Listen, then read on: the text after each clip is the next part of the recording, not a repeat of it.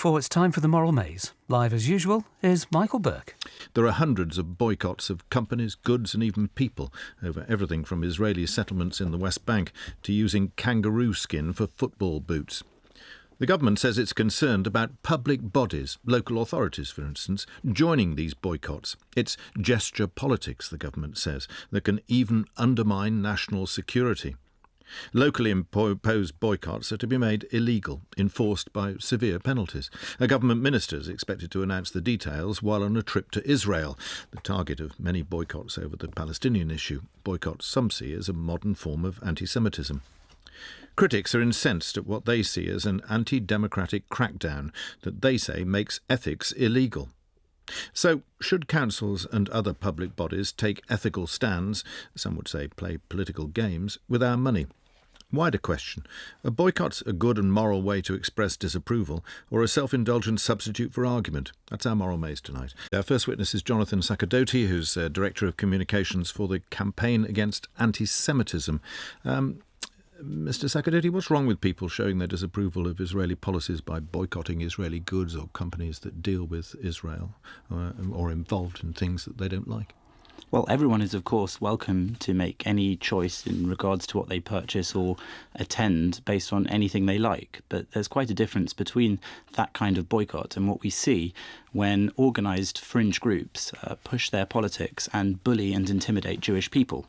And in our study, we found that 84% of British Jews find the boycotting of Israeli shops and academics intimidatory, and 77% have witnessed anti-Semitism disguised as criticism of Israel. That's no longer a boycott, that's an intimidation and a bullying tactic, and it mustn't be allowed, and the government's right to stop them doing that through our local councils and publicly funded bodies.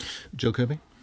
You're clearly concerned about the specific boycott and feel very strongly about it, but could we just first establish whether you feel that there are any boycotts that you would be prepared to support? Is there any value in a boycott? Well, as I said, in the true meaning of the word boycott, absolutely. It's impossible to make people buy things they don't want to. If you aren't interested in a particular product because of a political opinion you have, well, that's your choice. But I don't think it remains a boycott when you have decided that you're going to intimidate other people into doing what you think because of your political opinions. But you're talking about intimidation, not boycotts. Boycotts, to have any effect, have got to be some form of collective action. They have to move from the personal to the collective, really, to have any impact. I mean, that's what the original boycott did, and that's what most boycotts are about. For example, if there'd been a boycott in place of Nazi Germany, would you have joined that boycott? Would you have been happy to join in that campaign and boycott that regime?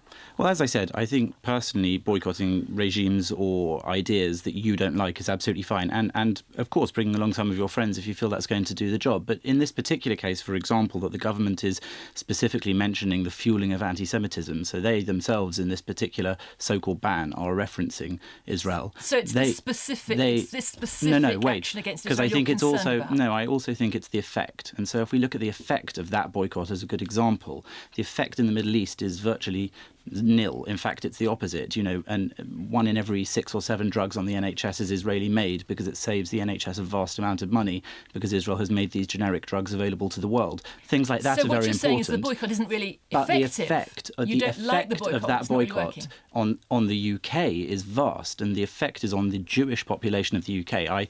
I represent the Campaign Against Anti-Semitism, and I can tell you that this is a concern for enormous numbers of Jewish people who feel intimidated and bullied by this particular so-called boycott campaign. So do you think the government should be tackling the bullying rather than banning boycotts? Well, that's what it is doing. It's not stopping anybody from making individual choices about products that they want or don't want to buy, but it is stopping them from hijacking universities, hijacking publicly funded bodies. The NHS should not have a foreign policy. That's the job of our national government, and that's what they're saying. If there are sanctions imposed by the government, then they're saying that it's absolutely fine for those to be taken into account in purchasing considerations of those nationally funded bodies. But it's not fine for every single local authority in the country to have a foreign policy that's decided by a fringe pressure group who has effectively bullied that group into doing what they want politically. That's not really a boycott. That's intimidation. And that's all the government is actually trying to deal with here. Well, I'm not clear that it is. I think it's actually trying to stop political decisions about purchasing power being made by local authorities, which is a wider question. When they fuel anti-Semitism and make a minority group within the nation feel intimidated and unwelcome in the country. Don't forget that last year saw the highest number of Jewish people leaving Europe for Israel since the aftermath of the Holocaust, and saw Jewish people killed across Europe. We can't forget that these things are also playing on Jewish people's minds, and it's irresponsible to allow small politicized groups to try to have their way within the bodies of local government and education simply because they want to push that through in a way they couldn't on a national stage because it's not nationally popular with the electorate. Matthew Taylor?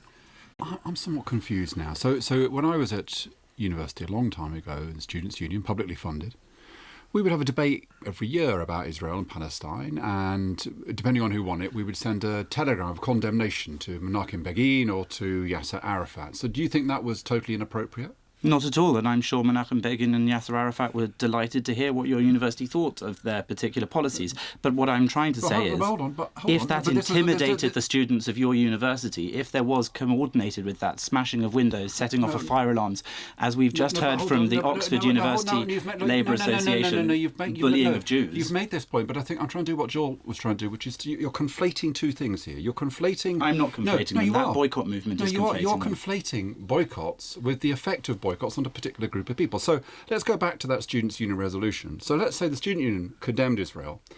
If, as a result, the Jewish Society of the university was to come along and say, we felt really bad about that, that made us feel very hurt, would you then say, well, you shouldn't do it? You shouldn't have that debate if it upsets people? Of course I wouldn't. I work... But you're saying the reason you're putting words in my mouth. Let him answer. That's absolutely not what I'm saying. I work in the field of public debate. That's why I'm here on this programme tonight. Right. What I would say to you is that if your technique for winning that argument in a university debate was intimidation of Jewish people, which increasingly is what we're seeing, whether it's the Oxford University Labour Society in the press today... You're doing it again, but you're doing it again. Well, I'm doing it again. There are laws. That's what I'm here to tell you. You're doing it again because there are laws against intimidation. There are laws against violence.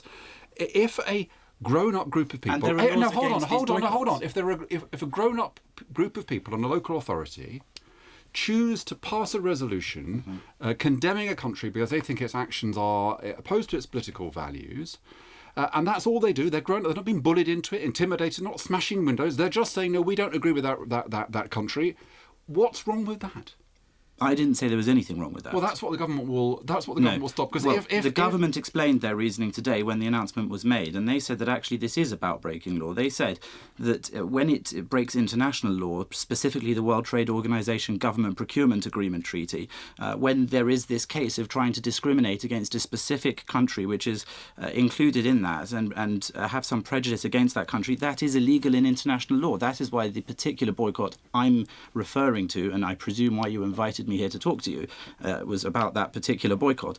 That is why that boycott is in fact illegal. But I'm also here to tell you, as a representative of a charity that deals with anti-Semitism, that 84% of British Jews in our latest polling found it intimidating. But I understand that. So even if that wasn't your intention, you've got to appreciate that if 84% of a minority group finds your apparently legitimate thing threatening... Okay, so can we just establish this principle? If I was to demonstrate to you that 90% of British Muslims, it is of course a ridiculous thing, but 90% of British Muslims found it offensive to condemn ISIS, would you say you mustn't condemn ISIS because it upsets Muslims?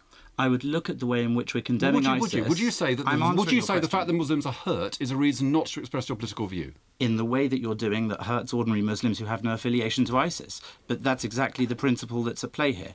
If what you're doing is done from a place of genuine concern and you feel it is absolutely right, but you are offending 84% of British Jewish people, you need to question the way in which you're doing it and find a less offensive way of doing it. 84% is an enormous proportion of a minority group, and if it doesn't bother you that, as I said, a time when Jews are being killed across Europe and driven out of Europe towards Israel and other countries out of fear for their lives, then you need to assess how you're pursuing those legitimate aims of yours for debate. Jonathan Sacerdoti, thank you very much indeed.